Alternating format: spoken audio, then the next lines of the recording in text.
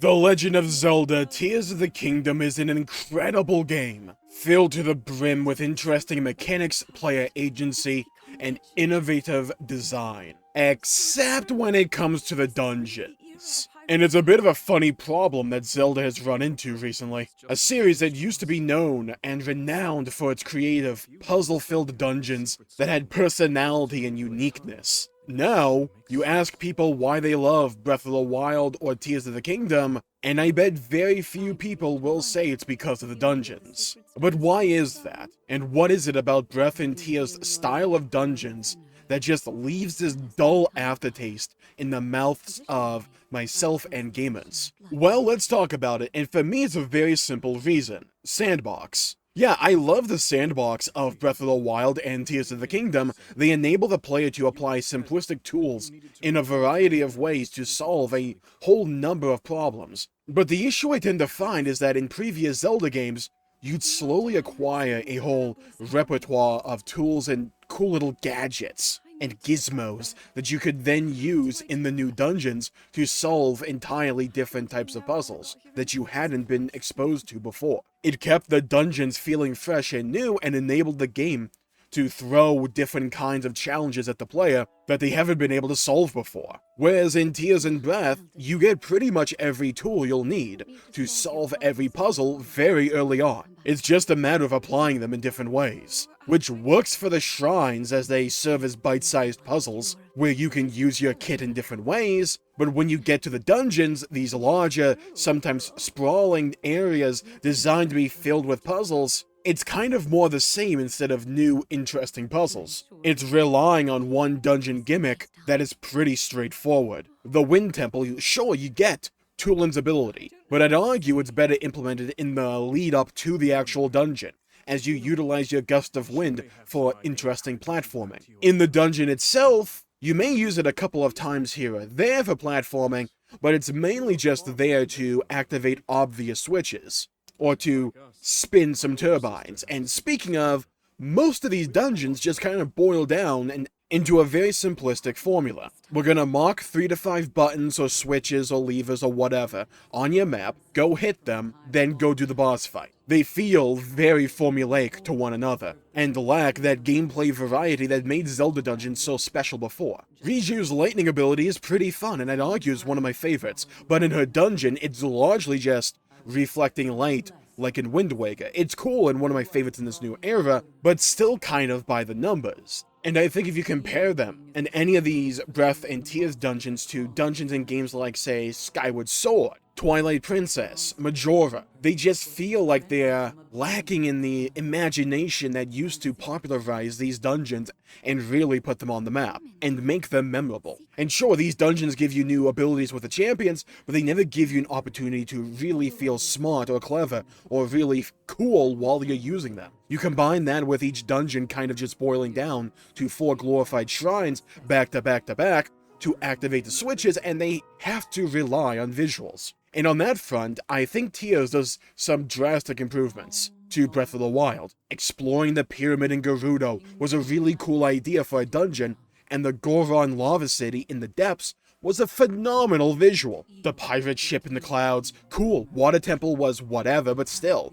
Going from the divine beasts in Breath of the Wild to these more interesting locations is absolutely a step in the right direction. But if they can emulate the feel and sometimes complexity of these older 3D Zelda dungeons and implement them alongside the already strong formula of Breath and Tears, I think they will really be able to take the eventual next game in the series to the next level. Like, imagine if at some point we had a duel against one of Ganon's minions or lieutenants in the Goron City Fire Dungeon, halfway through the dungeon, and the goal was to knock him down into the fire before he tries to knock us down into it. Kind of reminiscent to the pirate duel we had in Skyward Sword. Stuff like that. Make use of the kit and the sandbox available in the game, and what Breath and Tears can do that the other games couldn't. Lean on that. Don't feel like the gameplay for these dungeons needs to be formulaic. Experiment, be wacky. Sure, some of them may not hit, but at least you can say you tried. And they did try here. They tried with the visuals, because the visuals are far more striking and reminiscent to me than the ones in Breath of the Wild, but the gameplay needs to keep up with that pace. Like I said, I had played Skyward Sword just before I did my replay through of Breath of the Wild before Tears of the Kingdom came out. Every dungeon in Skyward Sword was memorable, felt unique and different to one another, had interesting mechanics, interesting visuals, set pieces, scenarios. You're manipulating time in one dungeon, moving entire rooms to fit a puzzle for the other, utilizing new tools in your kit like the Scarab Beetle, that's an RC helicopter, to navigate unreachable pathways and corridors, changing water levels. It's cool, it's imaginative. Each dungeon has its own mechanics and feels like a mini scenario for you to tackle, for you to solve and dissect, to truly learn. I think they're stepping in the right direction, but they're afraid to take that one extra step that they need to for the gameplay. I think Tears of the Kingdom, as I said before, overall showed improvement on this Zelda dungeon formula. But I want to see more. Because while I don't think they tarnished the game or anything, and I wouldn't say that these dungeons made Tears of the Kingdom a worse game, the potential is there. It really is. And I know they can create interesting puzzles because they do it in the shrines, which is a little bit of an interesting dilemma that Tears and Breath have, where it seems a lot of the main cool puzzles that these games offer you come in the shrines instead of in the dungeons, as if they save all their creative ideas for shrines and to make them one-off dungeon experiences, rather than save them and flesh them out for a full dungeon-length experience. I think overall, Breath and Tears kind of relies on shrines overall. Said overall a lot there, huh? But I understand why they do it, right? It's an interesting way to incentivize progression and exploration of the world, while pacing the player's progression and how much HP or stamina they get. I understand why they do it, I just don't think they need to lean into it as much as they do. Maybe I'd argue even add a couple more dungeons and up the rewards from them. Because most of the dungeons in this game boil down to flipping 4 or 5 switches,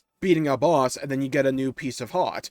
Whereas for the shrines, it's you do 4 shrines, which often boil down to 1 puzzle apiece, and then you can get another thing of stamina or a piece of heart. Combine them. Let the dungeons be at the forefront here. I think they're slightly concerned about doing that because they feel the need to make the dungeons feel seamless and in the overworld. And as a player, I gotta admit, I wouldn't mind if the dungeons themselves were instanced, if it would let them be more creative and have more freedom in design while making these pieces of content. I wouldn't mind it myself. Let me know what you all would think about that idea in the comments down below. I think either way, when you look at the sales figures for Breath and Tears, it's undeniable another game with this style will come down the line, and I welcome it. I love this style of game. I would love to see another iteration on the oldest school 3D and even 2D style of Zelda as well, but I would love to see them have another crack at this formula and to try to flesh out various components that maybe didn't hit the mark with Breath and Tears. And I think dungeons are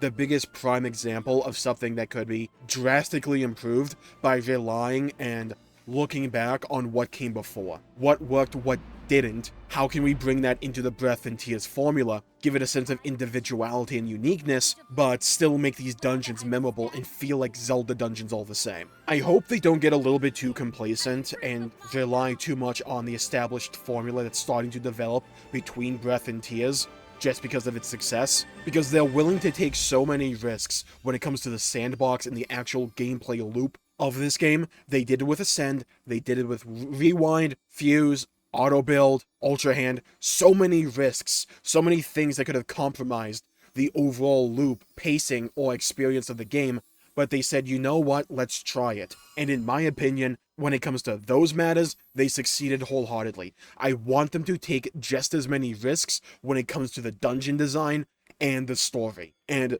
I'll talk about the story in a few days' time, but maybe you can consider this a little bit of a mini-series for Breath and Tears of the Kingdom, of just mechanics that I feel like they need to take more risks on. And I think the dungeons especially are a prime candidate for iteration and looking back on what came before and trying that again with this formula, because I genuinely believe it would work. They have amazing games here, but I think if they make this change, it can be even better. So I'm going to call the video there for today. Thank you all for tuning in. my pleasure for making the video. If you enjoyed it, please leave a like and subscribe. It really helps the channel out and helps support future content, and I greatly appreciate it. Stay safe, have a great day, hit the bell icon to be notified when I upload and stream in the future. Stay safe, have a great day, and I'll see you all next time. Bye bye everybody, until we meet again.